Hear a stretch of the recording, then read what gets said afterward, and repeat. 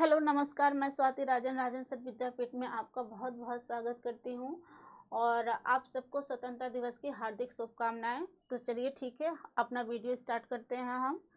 और जैसा आप जानते हैं कि यूपीपी का क्वेश्चन सॉल्व करा रहे हैं। तो आज हमारा पेपर क्या है, 25/10/2018 का जो शिफ्ट हुआ था, ठीक है, उसका पेपर जो है आज हम सॉल्व कराएंगे। तो चलिए देखते हैं कि हमारा पहला क्वेश्चन क्या है।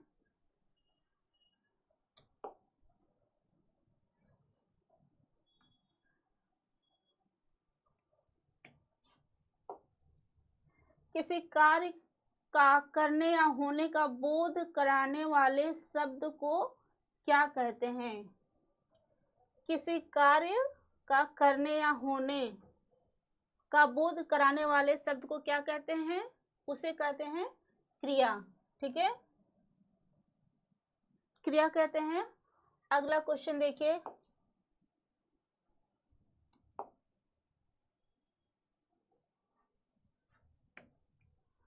अगला क्वेश्चन क्या हमारा, समान अर्थ बताने वाले शब्द क्या कहलाते हैं? समान अर्थ बताने वाले शब्द क्या कहलाते हैं? समान अर्थ बताने वाले शब्द पर्यायवाची शब्द कहलाते हैं। ठीक है,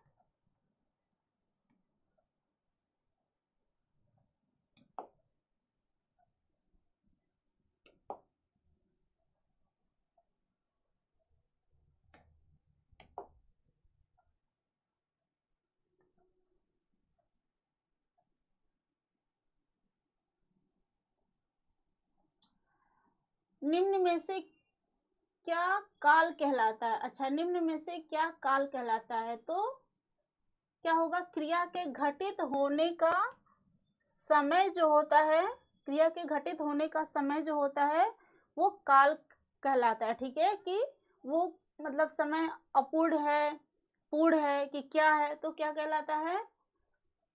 काल। क्रिया के घटित होने का जो समय होता है उसे काल कहते हैं। काल जो है समय की पूर्णता अपूर्णता का पता चलता है। ठीक है, काल से समय की पूर्णता और अपूर्णता का पता चलता है। तो आंसर क्या होगा? ए।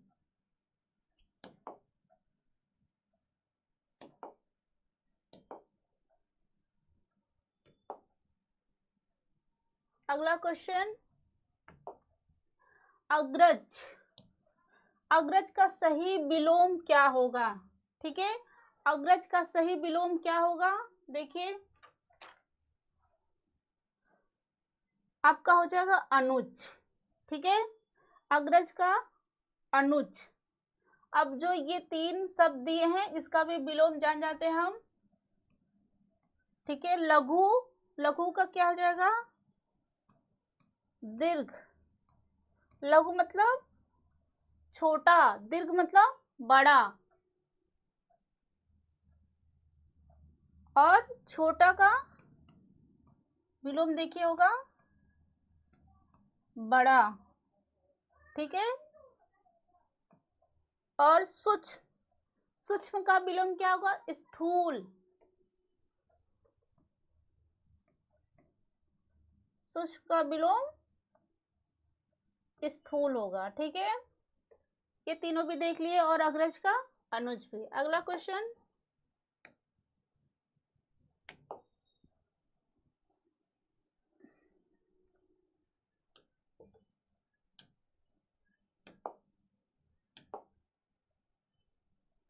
धन। धन का मतलब क्या है? यहाँ धन का मतलब क्या है? धन का मतलब है अर्थ। ठीक है, धन का मतलब अर्थ होता है। इन क्वेश्चनों में कुछ ऐसा नहीं है कि जिसको जो है बहुत विस्तार से व्याख्या की जाए, तो देखते जाइए।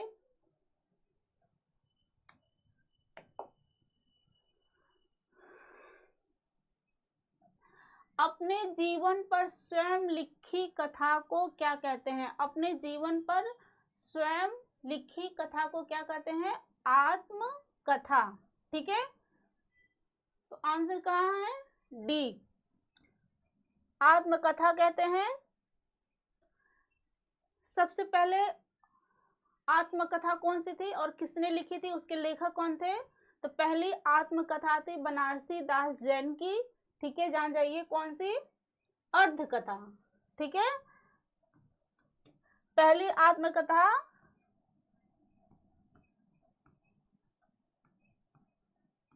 बनारसी दास जैन की क्या थी? अर्ध कथा, ठीक है, ये पहली आत्मकथा थी, ठीक।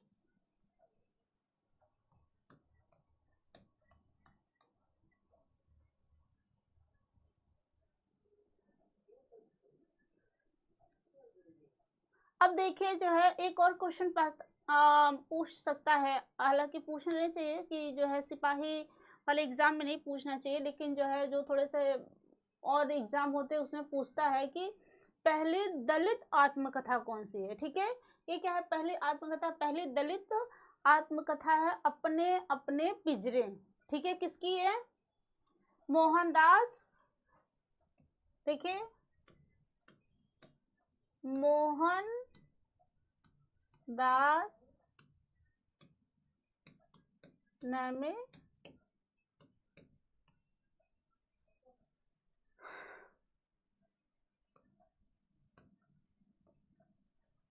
ठीक है,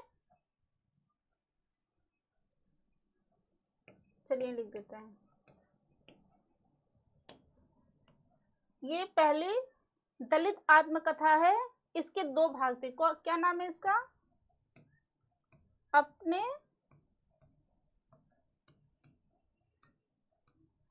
अपने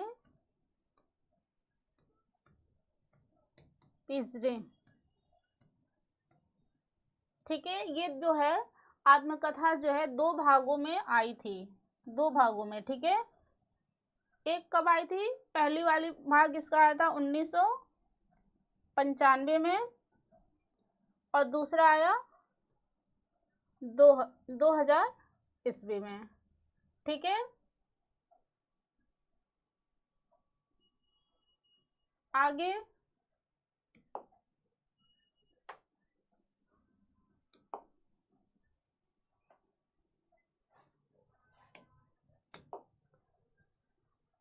अन्न और अन्य, अन्न और अन्य युग्म के सही अर्थ भेद का चयन कीजिए, तो क्या होगा? अन्न का क्या हो जाएगा? अनाज, यहाँ भी है, और अनाज यहाँ भी है, ठीक है। और दूसरे क्या है? अन्य, इसका क्या होगा? अन्य मतलब दूसरा, ठीक है, अदर, क्या हो जाएगा? ये आंसर क्या होगा आपका? ए।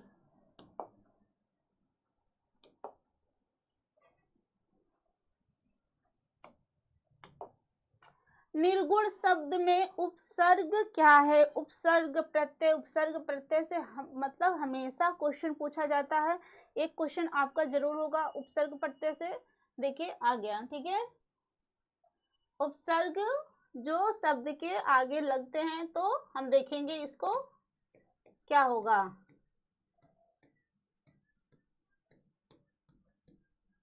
ठीक है। गुड़ के आगे लग गया है तो कहाँ है ये? आंसर सी।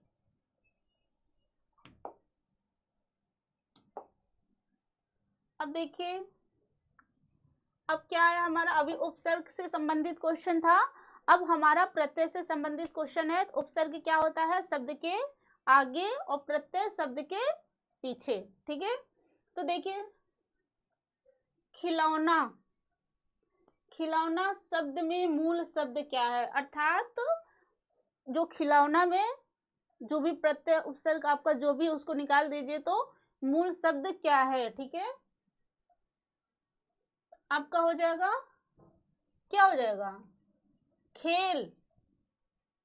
इसमें कौन सा?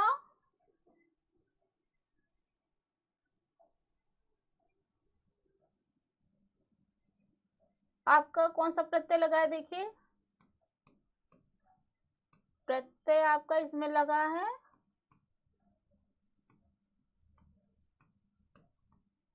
औना, ठीक है। आगे क्वेश्चन देखते हैं हम।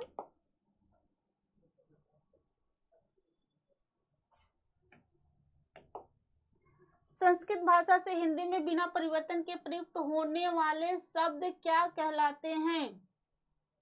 ठीक है, रोज मैं जो है, जो भी क्लास मैंने लिया है, सारे क्लासों में मैंने इसको हमेशा बताया है कि संस्कृत भाषा से हिंदी में बिना परिवर्तन के आने वाले शब्दों को क्या कहते हैं?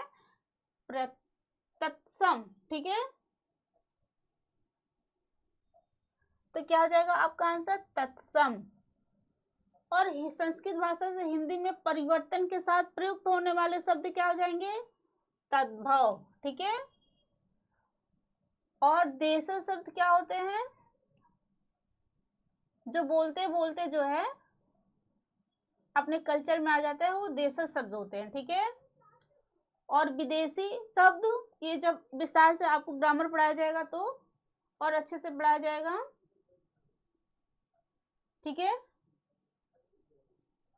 तो हम बताएंगे कि विदेशी शब्द कौन कौन से होते हैं और किन किन कहाँ कहाँ से विदेशी शब्द, जैसे चाइना से या फ्रांस से, कहाँ कहाँ से आए हैं हिंदी में, जो ज्यों का त्यों प्रयुक्त होते हैं, ठीक है।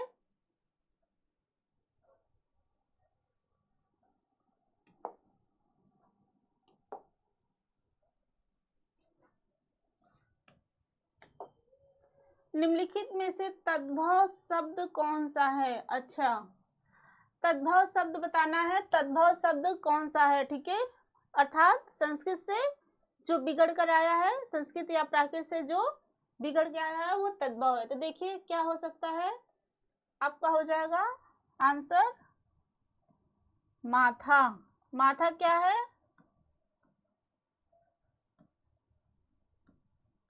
तद्भव है, ठीक है। और अगर तत्सम इसका पूछे तो क्या होगा?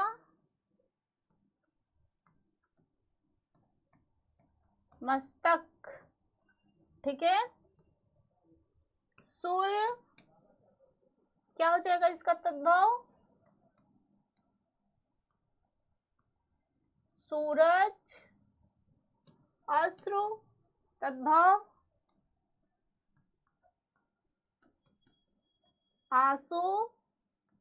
आंसू किसकी रचना है? मैंने बताया है जयशंकर प्रसाद की। ग्राम,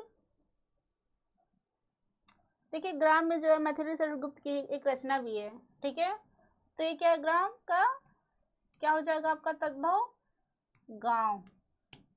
देखिए चार आपका, एक क्वेश्चन से 4 क्वेश्चन तैयार।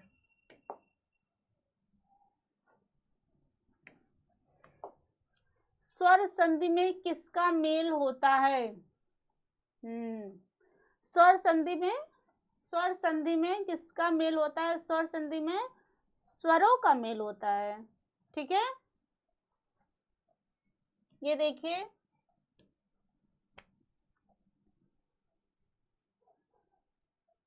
आगे बढ़िए।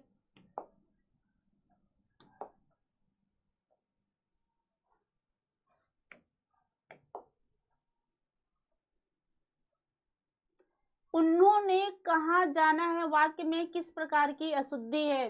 बताइए, उन्होंने कहाँ जाना है वाक्य में किस प्रकार की अशुद्धि है? पहले देखिए,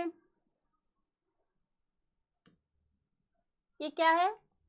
उन्हें कहाँ जाना है, उसे कहाँ जाना है, ठीक है। उन्होंने कहाँ जाना अर्थात सर्वनाम संबंधी अशुद्धि है इसमें, ठीक है। तो आंसर क्या होगा हमारा? सर्वनाम। आगे का क्वेश्चन,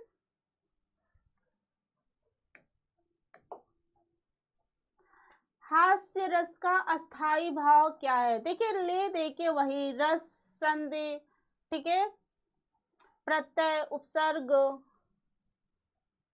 वाक्य की शुद्धियां, यही सब क्वेश्चन है, ठीक है। हास्य रस का स्थायी भाव क्या हो जाएगा? हास। और रति किसका स्थायी भाव है? देखिए रति जो है श्रृंगार रस का अस्थाई भाव है। ठीक है,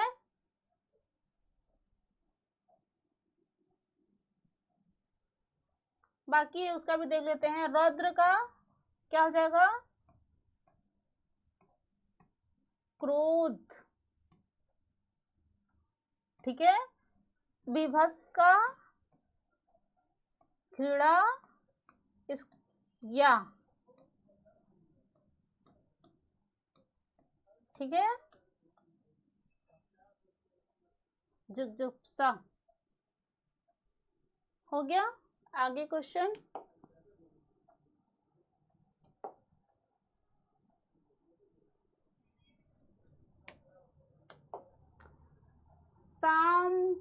समासिक पद को तोड़ना क्या कहलाता है?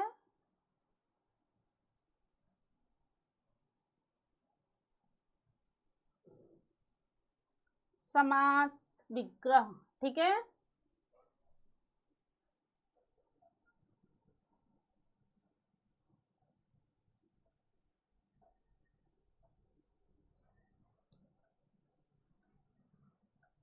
चलिए।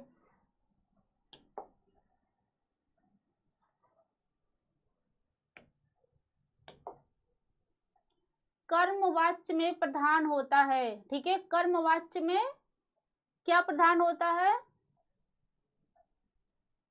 कर्मवाच्य में कर्म प्रधान होता है। ठीक है,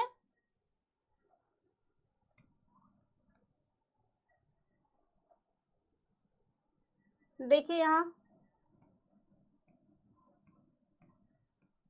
कर्मवाच्य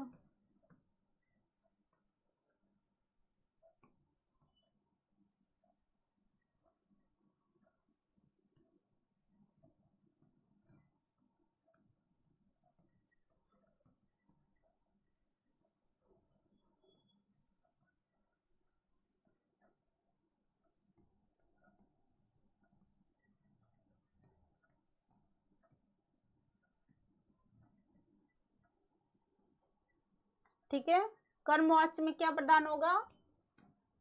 कर्म। भाववाच्य में भाव, और कृत्यवाच्य में कर्ता।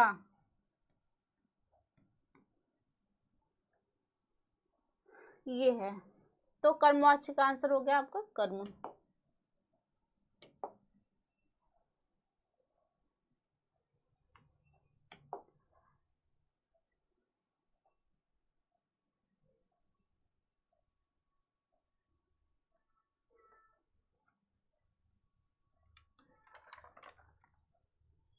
कुंडलिया छंद में कितने चरण होते हैं? एक दिन मैंने जो है एक क्वेश्चन कराया था किसी साल का, तो उसमें मैंने बताया था कुंडलिया में कितने होते हैं चरण? 6 चरण होते हैं। ठीक है,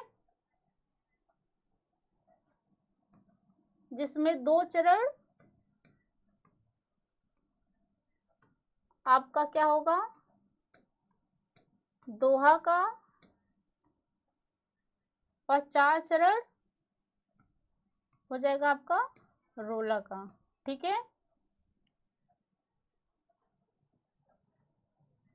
कुंडलिया जो है कैसे बनती हैं? दोहा प्लस रोला।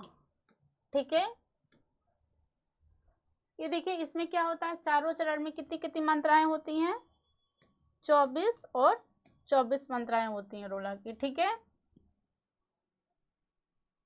अगला क्वेश्चन देखते हैं हम।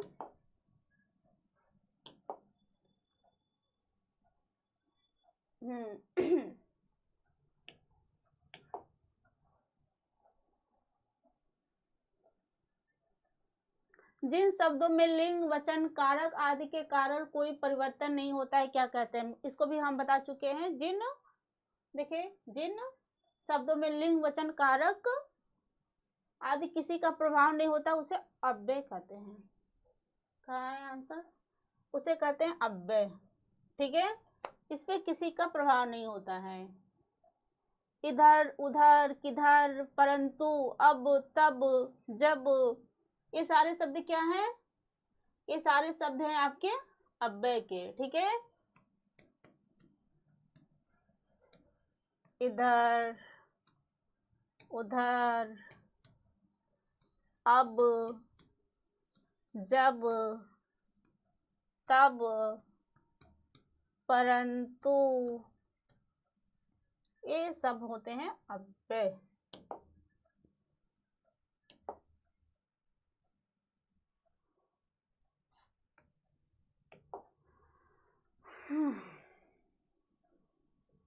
वर्णों की एक से अधिक बार आवृत्ति किस अलंकार में होती है? वर्णों की एक से अधिक बार आवृत्ति किस अलंकार में होती है? अनुप्रास, अनुप्रास में होती है। ठीक है, एक दिन कोई क्वेश्चन भी आया था इससे संबंधित। तरनि तरुजा तट तमाल तरवर फल पावे। ठीक है, इसमें जो है किसकी आवृत्ति हुई है? त शब्द की। तो क्या हो गया? अनुप्रास अलंकार। ठीक है, ऐसे आपका श्लेष बता चुकी हूँ इसका।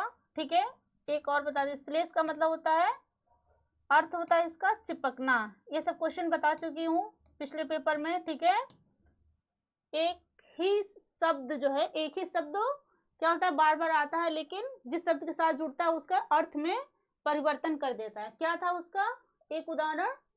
रहीमन पानी राखिए, बिन पानी सब सून। ठीक है, पानी गए न उबरे, मोती मानस चूर। तो वहां जो पानी शब्द था उसका चूना, मोती सबके साथ क्या क्या था? अलग अलग अर्थ दे रहा था। ठीक है, अब क्या है? उपमा अलंकार देखिए, जब किसी वस्तु समान धर्म, समान स्वभाव, गुण, दोष की तुलना दूसरे किसी वस्तु के समान स्वभाव, गुण, दोष से की जाती है, एक की तुलना दूसरे से की जाती है, तो क्या उसे बोलते हैं? उपमा अलंकार। मतलब उपमा दी जाती है। ठीक है,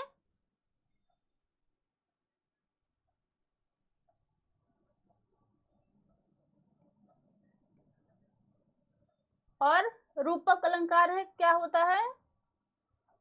रूपक अलंकार में होता है उपमेय में उपमान का आरोप हो जाए, वहां क्या होता है? रूपक अलंकार होता है। ठीक है,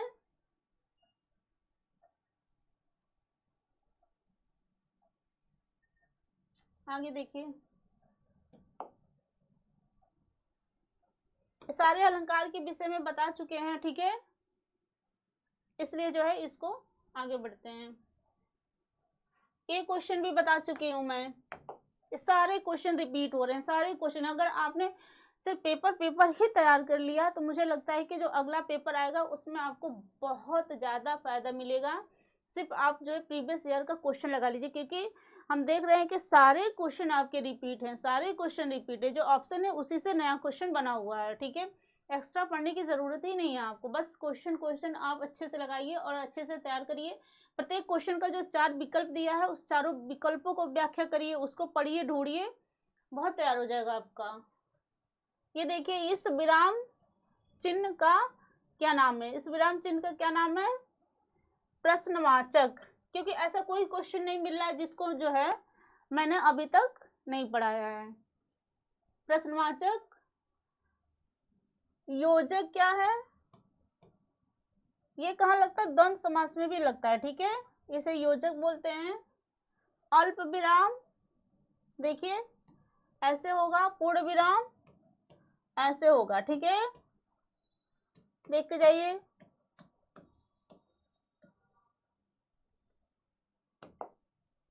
आगे अगला क्वेश्चन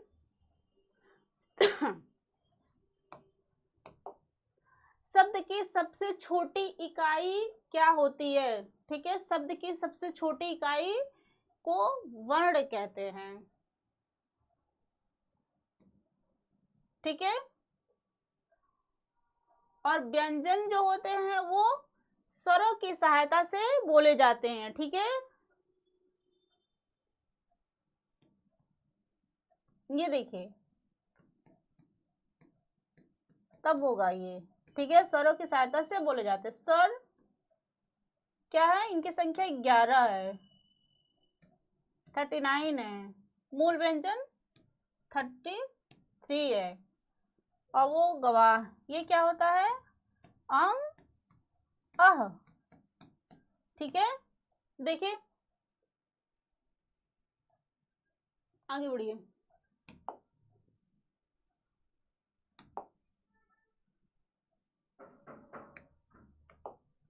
मुहावरे अपना समान अर्थ न देकर,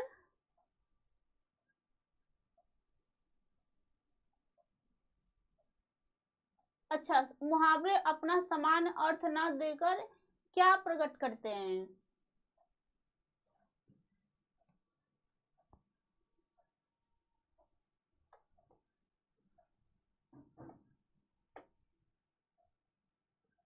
हम्म,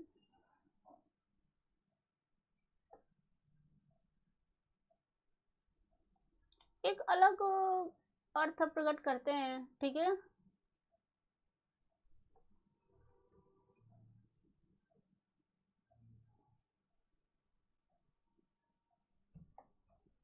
पर्याय। ठीक है,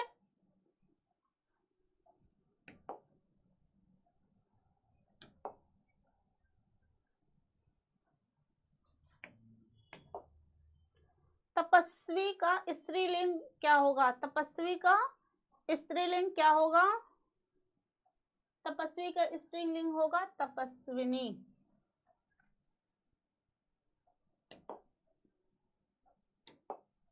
कुछ चीजें जो है रटनी भी जरूरी होती हैं, खासकर जो इस तरह के सब्जेक्ट है। आचार्य, आचार्य का पुल्लिंग शब्द क्या होगा? ये क्या है? स्त्रीलिंग, इसका पुल्लिंग क्या होगा? आचार्य। ठीक है,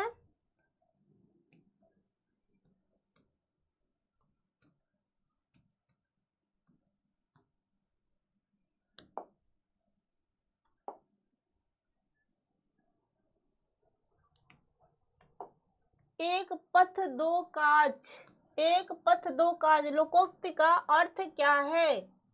एक पथ दो काज मतलब ये भी होता है ना, एक तीर दो निशाने, क्या हो जाएगा? एक काम से दो लाभ।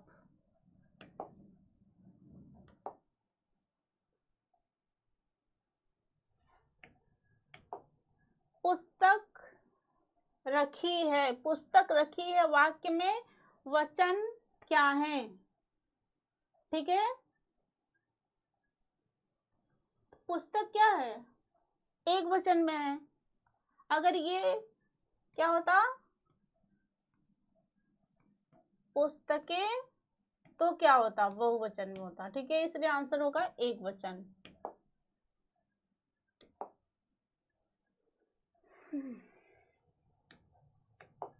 शिक्षक ने पाठ पढ़ाया, शिक्षक ने पाठ पढ़ाया किस कारक का प्रयोग हुआ है? शिक्षक ने पाठ पढ़ाया, कर्ता ने क्या होगा? क्या हो जाएगा? कर्ता, कर्ता का चिन्ह क्या होता है? ने, पादान से, करण से, कर्म को, ये क्या होता है? यहाँ भी से, यहाँ भी से, ये होता है से द्वारा। ये कहाँ यूज करते हैं? जहां अलगाव की स्थिति होती है, पेड़ से पत्ते गिरते हैं। ठीक है, आपका हो जाएगा अपादान कारक।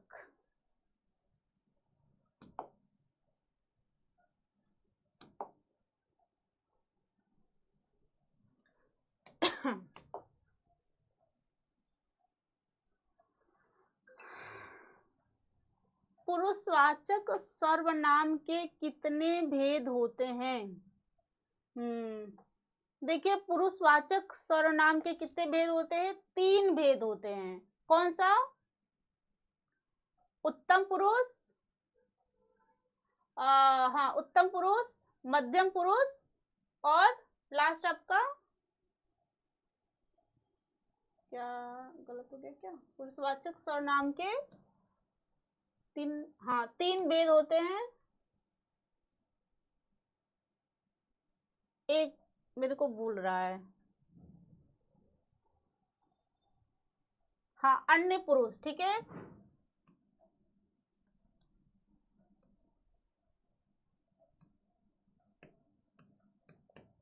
उत्तम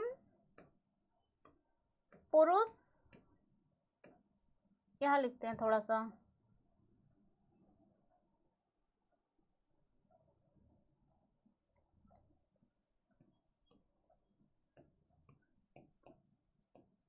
उत्तम पुरुष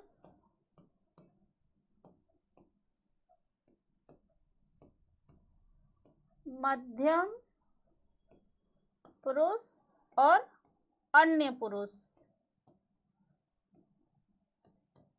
अन्य पुरुष, ठीक है।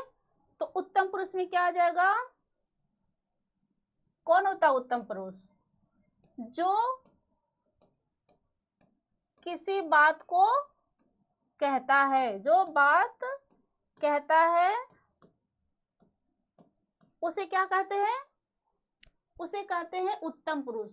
और जो बात सुनता है मध्यम पुरुष, और जिसके विषय में बात हो रही है वो क्या हो जाएगा? अन्य पुरुष।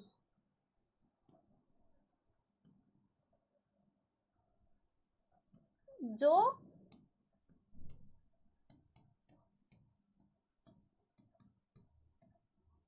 सुनता है मध्यम, और जिस किसी के विषय में बात हो रही है।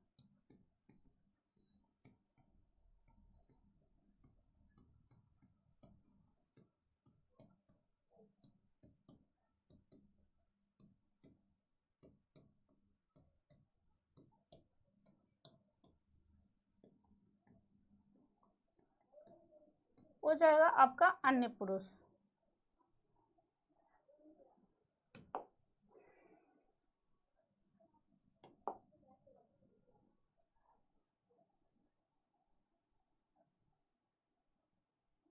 अच्छा, ये क्वेश्चन, विशेषण के मुख्यतः कितने भेद होते हैं? तो विशेषण के मुख्यतः कितने भेद होते हैं? विशेषण के मुख्यतः 4 भेद होते हैं। कौन कौन से? सार्वनामिक विशेषण, गुणवाचक विशेषण, संख्यावाचक और परिमाणवाचक विशेषण, ठीक है। एक बार यहाँ लिख देते हैं। पहले आंसर आपका 4। सार्वनामिक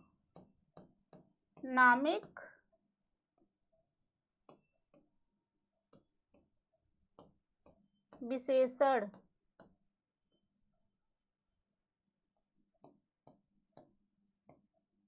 गुणवाचक विशेषण,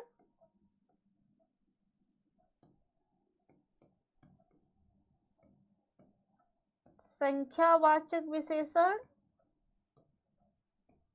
और परिमाणवाचक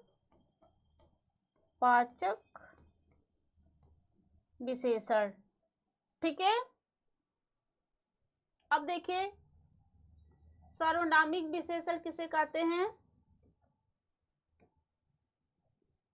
पुरुषवाचक और निजवाचक, पुरुषवाचक और निजवाचक विशेषण को छोड़ के सर्वनाम, पुरुषवाचक और निजवाचक सर्वनाम को छोड़ के कोई अन्य सर्वनाम आता है, कोई और सर्वनाम संज्ञा के लिए आता है, तो उसे क्या कहते हैं? सार्वनामिक विशेषण। जैसे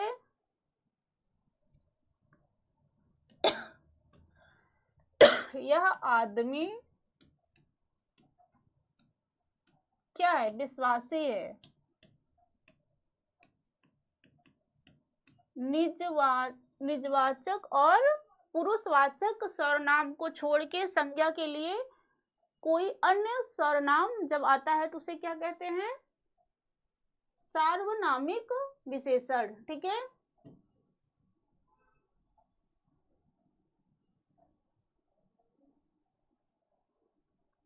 गुणवाचक विशेषण क्या होता है? जिस विशेषण से किसी संज्ञा के सर्वनाम के आकार, प्रकार, गुण, दोष, रूप, रंग का पता चले उसे क्या कहेंगे? गुणवाचक विशेषण। जैसे देखिए, वह सुंदर है, वह मोटा है, और देखिए सुंदर उसकी विशेषता हुई है, मोटा मतलब उसके आकार प्रकार की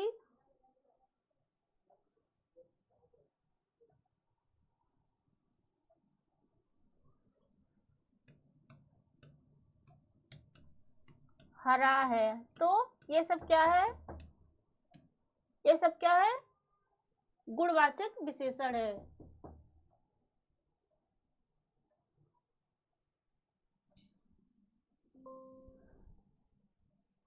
बैटरी लो, बैटरी लो हो रही है।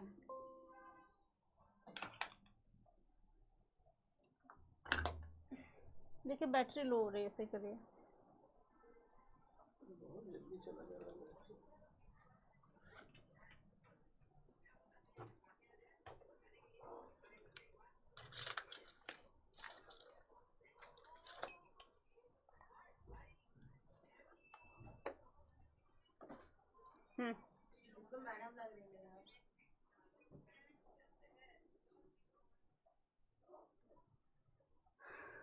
हेलो, हाँ आ गई।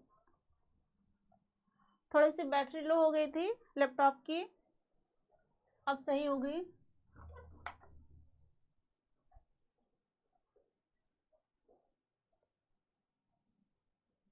जिस विशेषण से संज्ञा के संख्या का पता चले, जिस विशेषण से संज्ञा के संख्या का पता चले, वो क्या हो जाएगा, संख्यावाचक विशेषण हो जाएगा। ठीक है, जैसे कि इतना, कितना, है ना। जैसे आप जैसे 4 किलो, ठीक है। अब क्या है, परिमाण, हाँ ठीक है, डिस्चार्ज परिमाण वाचक विशेषण क्या हो जाएगा, जिस सर्वनाम से, जिस विशेषण से संज्ञा के परिमाण का बोध हो, परिमाणवाचक विशेषण। एक मिनट यहाँ लिखते हैं।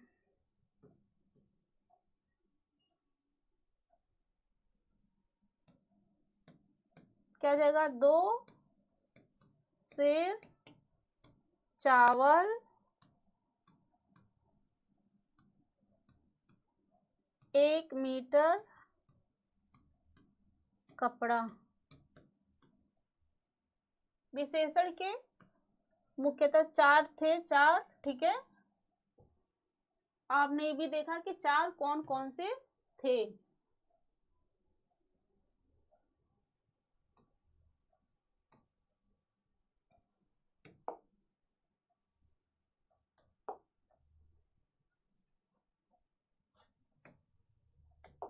निम्नलिखित में से कौन सा विशेषण नहीं है, अच्छा कौन सा विशेषण नहीं है, विशेषण से संबंधित क्वेश्चन है था। और अच्छा, क्रिया विशेषण, और विशेषण इसका मतलब बहुत इंपॉर्टेंट है, इसको जरूर पढ़ लीजिएगा आप लोग। विशेषण कौन सा नहीं है इसमें, विशेषण क्या होता है, जो संज्ञा और सर्वनाम की विशेषता बताता है उसे क्या कहते हैं, विशेषण। वह लड़की क्या है, सुंदर है, सुंदर यहाँ क्या हुआ है, विशेषण है। और कौन सा विशेषण है, गुणवाचक विशेषण है। ठीक है, तो क्या होगा, यहाँ विशेषण कौन सा नहीं है, नमक। नमक जो है यहाँ पे क्या है, विशेषण नहीं है, विशेष्य है। ठीक है,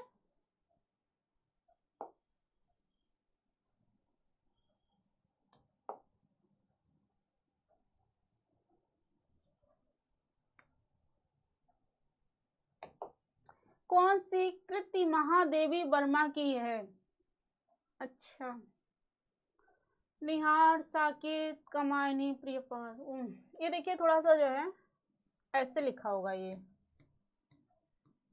थोड़ा गलत छपा है। ठीक है, बड़ी ई की मात्रा होगी, तो यहाँ बड़ी ई का बना के निहार, ठीक है, महादेवी वर्मा की हो जाएगी। साकेत किसकी है, मैथिली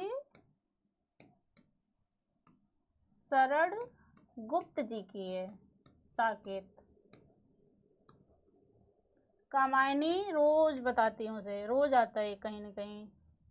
प्रसाद की है, जयशंकर प्रसाद की।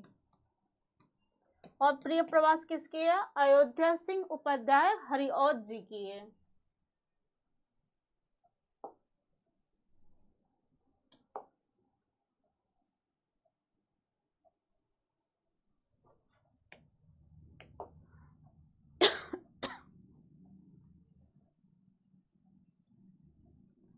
उर्वशी किसकी रचना है?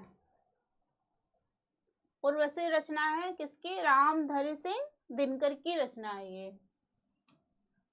ठीक है, इनकी और रचनाएं देख लीजिए कौन कौन सी है। कुरुक्षेत्र,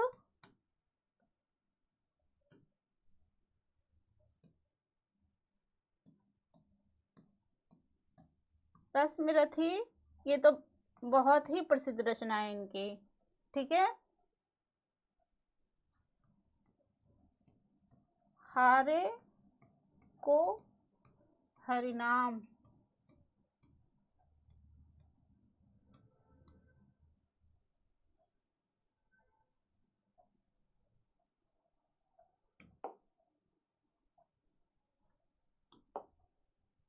किसको उठाइए पैराग्राफ।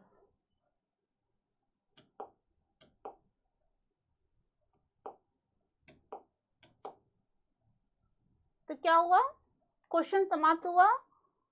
25/10/2018 को जो पेपर हुआ था उसके सारे क्वेश्चन समाप्त हो गए हैं। और अब हम देखेंगे कि अगला पेपर क्या है, उससे सॉल्व कराएंगे। ठीक है, और आप लोग कमेंट करिए कि कैसा जो है पढ़ाया जा रहा है, क्या कमी है, क्या इसमें सुधार किया जाए। कुछ बताइए आप लोग कहाँ से पढ़ रहे हैं, कहाँ के हैं, ताकि पता चले, अपना भी थोड़ा सा मोटिवेशन हो कि नहीं अच्छा पढ़ा रहे हैं तो और अच्छा पढ़ाने की कोशिश करें हम। जैसे जैसे आप लोग मान लीजिए अच्छा अच्छा कमेंट करेंगे तो थोड़ा अपना उत्साह बढ़ेगा कि नहीं जो है अच्छा हम पढ़ा रहे हैं, तो और अच्छा से अच्छा करने की कोशिश करेंगे। ठीक है, और चलिए अगला पेपर सॉल्व कराते हैं और फिर देखते हैं, अगले पेपर में मिलते हैं। तब तक के लिए नमस्कार।